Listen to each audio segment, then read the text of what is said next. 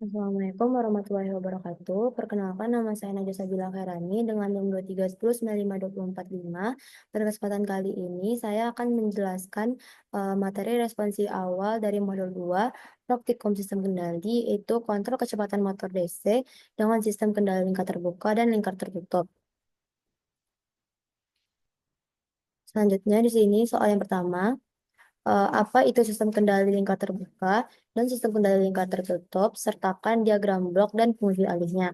Yang pertama, yaitu adalah sistem kendali lingkar terbuka, adalah sistem kendali yang tidak memiliki umpan balik, yaitu pada sistem kendali lingkar terbuka, keluaran sistem tidak diumpan balikkan untuk dibandingkan dengan sinyal referensi, sehingga keluaran sistem merupakan hasil perkalian antara sinyal masukan subsistem saja. Berikut adalah gambar dari diagram blok lingkar terbuka. Di sini dengan fungsi alihnya yaitu RS per CS sama dengan GS. Selanjutnya, yaitu sistem kendali lingkar tertutup adalah sistem kendali yang memiliki umpan balik, keluaran sistem diumpan balikan untuk dibandingkan dengan sinyal referensi. Hal ini berguna agar keluaran dari sistem bisa sesuai dengan sinyal referensi. Berikut adalah diagram blok dari diagram blok lingkar tertutup. Dengan fungsi alihnya yaitu CS per RS sama dengan GS per 1 ditambah GS dikalikan dengan HS.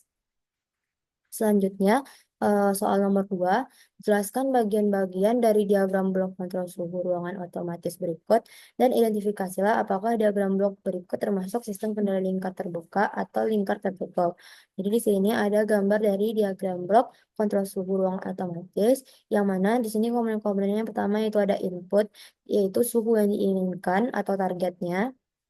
Di sini merupakan suhu ruangan yang diharapkan atau ditetapkan oleh pengguna sebagai referensi. Yang kedua yaitu ada pengurang atau keluaran suhu aktualnya dikurangkan dengan suhu targetnya. Jadi di sini terjadi perhitungan error yaitu selisih antara suhu target dan suhu aktual ruangan saat ini. Dengan rumus errornya yaitu suhu target dikurang suhu saat sekarang. Selanjutnya, yang ketiga yaitu ada pengatur kecepatan putar. Unit ini berfungsi sebagai pengendali atau controller yang mengatur kecepatan kipas berdasarkan nilai error. Jadi di sini semakin besar nilai errornya, maka semakin cepat kipasnya diputar. Yang selanjutnya itu ada kipas angin. Di sini bertindak sebagai aktuator yang digunakan untuk menghembuskan udara dingin ke ruangan untuk menurunkan suhu yang ada pada ruangan tersebut. Selanjutnya di sini juga ada penjumlahan gangguan yang digunakan untuk menggambarkan adanya gangguan eksternal seperti gangguan elektromagnetik atau udara panas dari luar ruangan yang dapat mempengaruhi kinerja kipas atau suhu ruangan. Selanjutnya yaitu ada output. Jadi di sini untuk outputnya sendiri yaitu yang bagian sebelah sini digunakan sebagai suhu aktual ruangan setelah dikoreksi oleh sistem. Jadi sini adalah hasil akhir dari proses pengendalian suhu. Selanjutnya yaitu ada sensor suhu yang digunakan untuk mengukur suhu ruangan saat ini. Lalu di sini untuk mengirimkan data kembali ke sistem sebagai umpan balik. Selanjutnya itu ada umpan balik atau feedback loop, yaitu data suhu aktual dari sensor dikembalikan ke sistem untuk dibandingkan lagi dengan suhu target. Selanjutnya di sini untuk diagram blok kontrol suhu ruangan otomatis ini adalah contoh dari sistem kendali lingkar tertutup atau closed loop control system. Karena di sini terdapat umpan balik atau feedback dari keluaran atau suhu ruangan pada saat sekarang yang diukur oleh sensor suhu lalu dikembalikan ke pengurang untuk dibandingkan dengan suhu dari awalnya, itu suhu targetnya. Lalu di sini sistem menyesuaikan secara otomatis berdasarkan hasil pengukuran tersebut. Selanjutnya yaitu soal yang ketiga, jelaskan sistem kendali lingkar terbuka dan sistem kendali lingkar tertutup, lalu sertakan diagram blok dan fungsi alihnya. Di sini yang pertama, sistem kendali lingkar terbuka adalah sistem kendali yang tidak memiliki umpan balik. Lalu pada sistem kendali lingkar terbuka, keluaran sistem tidak diumpan balikan untuk dibandingkan dengan sinyal referensi, sehingga keluaran sistem merupakan hasil perkalian antara sinyal masukan atau subsistem saja. Jadi di sini adalah gambar dari diagram blok lingkar terbuka dengan fungsi alihnya yaitu CS per RS sama dengan GS. Selanjutnya, selanjutnya itu adalah sistem kendali lingkar tertutup, yaitu sistem kendali yang memiliki umpan balik. Keluaran sistem diumpan balikan untuk dibandingkan dengan sinyal dari referensinya. Hal ini berguna agar keluaran sistem bisa sesuai dengan sinyal referensi. Jadi di sini adalah gambar dari diagram blok lingkar tertutup dengan fungsi alih CS per RS sama dengan GS per 1 ditambah GS dikalikan dengan HS. Selanjutnya, yang nomor 4, jelaskanlah apa yang dimaksud dengan konstanta pengali. Nah, di sini pada sistem kendali terdapat konstanta pengali yang biasanya disimbolkan dengan K atau dengan Kp. Konstanta pengali ini berfungsi untuk menguatkan sinyal yang akan dimasukkan ke plan atau subsistem. Jadi berikut adalah diagram blok terbuka dengan konstanta pengali. Selanjutnya untuk fungsi alihnya yaitu CS per RS sama dengan KP dikalikan dengan GS. Jadi dari persamaan fungsi alih sistem kendali lingkar terbuka, terlihat bahwa konstanta pengali KP berfungsi sebagai pengali yang akan menguatkan nilai keluaran yang dihasilkan oleh sistem. Selanjutnya, untuk sistem kendali lingkar tertutup dengan konstanta Kp, posisi pengali Kp pada diagram blok lingkar tertutup tidak berbeda dengan posisi pengali Kp pada diagram blok lingkar terbuka, yaitu sebelum plan atau sebelum subsistemnya.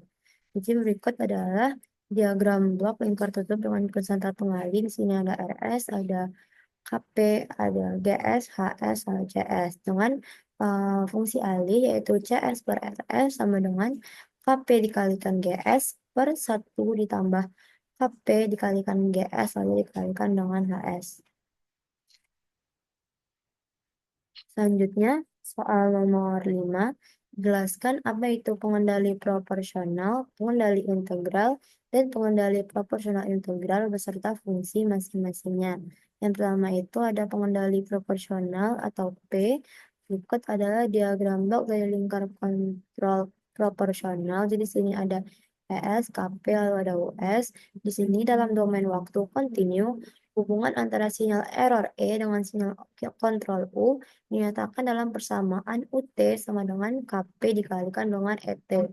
Lalu di dalam domain Laplace dapat ditulis juga dengan US per ES sama dengan KP. Nah, dari persamaan di atas terlihat bahwa pengendali proporsional menghasilkan sinyal kontrol berupa sinyal error yang dikalikan dengan konstanta proporsional KP, yaitu pengendali proporsional juga digunakan untuk memperbesar penguatan dan mempercepat respon transien. Selanjutnya itu ada integral atau I. Berikut adalah gambar dari diagram blok kontrol integral. Ada S, lalu ada KI per S dengan US. Dalam pengendalian kontrol integral, nilai error E diumpankan sebagai laju perubahan sinyal kontrol U, sebagaimana dinyatakan dalam persamaan dalam domain waktu, yaitu UT sama dengan KI, lalu dikalikan dengan integral 0 sampai T, ET, DT. Lalu di dalam domain Laplace dapat juga ditulis dengan persamaan US per ES sama dengan KI per S. Di sini pengendali integral berfungsi untuk menghilangkan galat atau steady state error, meskipun di sini juga dapat menyebabkan terjadinya overshoot dan osilasi yang mengakibatkan keadaan tuna lama dicapai. Selanjutnya di sini ada proporsional integral atau PI. Berikut adalah gambar dari diagram blok proporsional integral. Sini ada RT, ET, UT. Lalu untuk GS-nya sama dengan KP ditambah T per S. Di sini jika didefinisikan dalam persamaan domain waktu, persamaannya menjadi UT sama dengan KP dikalikan dengan ET ditambah KI dikalikan dengan integral ET/DT. Selanjutnya, jika ditulis dalam persamaan domain Laplace, maka persamaannya yaitu adalah US sama dengan KP dikalikan dengan ES ditambah KI per S dikalikan dengan ES atau juga bisa ditulis sebagai dalam kurung KP tambah KI per S dikalikan dengan ES. Selanjutnya, untuk soal yang nomor 6, jelaskan parameter tanggapan peralihan pada sistem orde 2 dan tentukan parameter Apa yang membedakan sistem orde 1 dengan sistem orde 2? Nah, yang pertama itu parameter-parameter tanggapan peralihan pada sistem orde 2, yaitu yang pertama ada time constant, yaitu waktu yang dibutuhkan oleh sistem untuk mencapai nilai 63,2% dari nilai akhir. Selanjutnya ada rise time atau TR, yaitu waktu yang dibutuhkan oleh sistem untuk mencapai nilai 0% sampai 100%, 10% sampai 90%, dan 5% sampai 95% dari nilai akhirnya.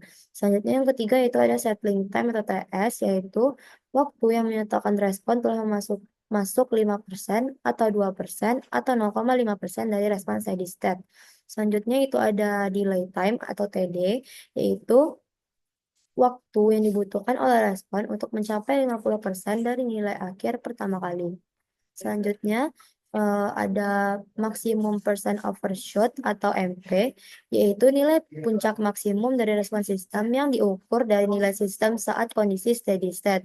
Di sini untuk rumus dari persen MP-nya yaitu CCP dikurang C tak hingga per C tak hingga dikalikan dengan 100%. Selanjutnya yaitu ada time peak atau TP, yaitu waktu yang dibutuhkan oleh respon untuk mencapai puncak pertama dari overshoot.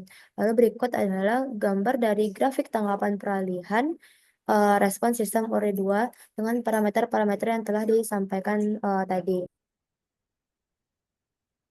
Lalu selanjutnya untuk parameter-parameter apa saja yang membedakan antara sistem orde 1 dengan sistem orde 2. Yang pertama yaitu untuk maksimum overshoot atau MP di sistem orde 1 tidak memiliki maksimum overshoot, sedangkan di sistem orde 2 ada. Selanjutnya untuk time peak di sistem orde 1 tidak relevan karena tidak ada overshoot. Selanjutnya untuk sistem orde 2 ada dan dihitung berdasarkan frekuensi dari osilasinya. Selanjutnya untuk time constant atau TC di sistem orde 1 ada satu time constant, sedangkan di sistem orde 2 dihitung dari kombinasi dua parameter. Lalu di sini juga ada decay envelope terkait dengan tahunya jika sama dengan satu. Selanjutnya untuk rise time atau TR di sistem orde 1 ada tetapi relatif lebih lambat dibandingkan dengan sistem underdamped. Selanjutnya di sistem orde 2 bisa lebih cepat, tapi bisa juga lebih kompleks tergantung dari redamannya. Selanjutnya untuk cycling time, untuk sistem orde 1 tergantung dari tahunnya, biasanya nilainya TS dengan 4 dikalikan dengan tahun. Sedangkan di sistem orde 2, nilainya dipengaruhi redaman dan frekuensi naturalnya. Selanjutnya untuk delay time atau TD, di sistem orde 1 dan orde 2 ada keduanya dan nilainya bervariasi tergantung dari parameter. Selanjutnya, untuk eh, soal nomor 7, sederhanakan diagram blok berikut dan tentukan fungsi alihnya. Jadi di sini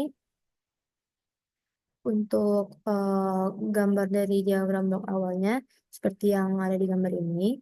Selanjutnya disederhanakan untuk nilai GS-nya yaitu K dikalikan dengan 1/S dikalikan JS tambah B. Sehingga didapatkan nilai yaitu K per S dikalikan JS tambah B. Selanjutnya di sini juga ada feedbacknya. HS sama dengan 1. Lalu dapatkan nilai TS fungsi alih TS-nya itu GS per 1 ditambah dengan GS dikalikan dengan HS. Selanjutnya disederhanakan lagi yaitu K per S dikalikan JS tambah B dibagi 1 ditambah K per S dikalikan JS tambah B, sehingga nanti didapatkan nilai sederhananya yaitu TS sama dengan K per S dikalikan JS ditambah B ditambahkan dengan K. Sehingga di sini didapatkan nilai TS-nya yaitu CS per RS sama dengan K dikalikan S dikali CS tambah B ditambahkan dengan nilai K. Jadi berikut adalah nilai dari diagram blok yang telah disederhanakan yaitu CS per RS sama dengan K per S dikalikan dengan JS tambah B lalu ditambahkan dengan konstan K. Jadi sekian yang dapat saya jelaskan dari responsi awal dari modul 2 praktikum sistem kendali, yaitu kontrol kecepatan motor DC dengan sistem kendali lingkar terbuka dan lingkar tertutup. Maaf jika ada kesalahan, saya tutup saja.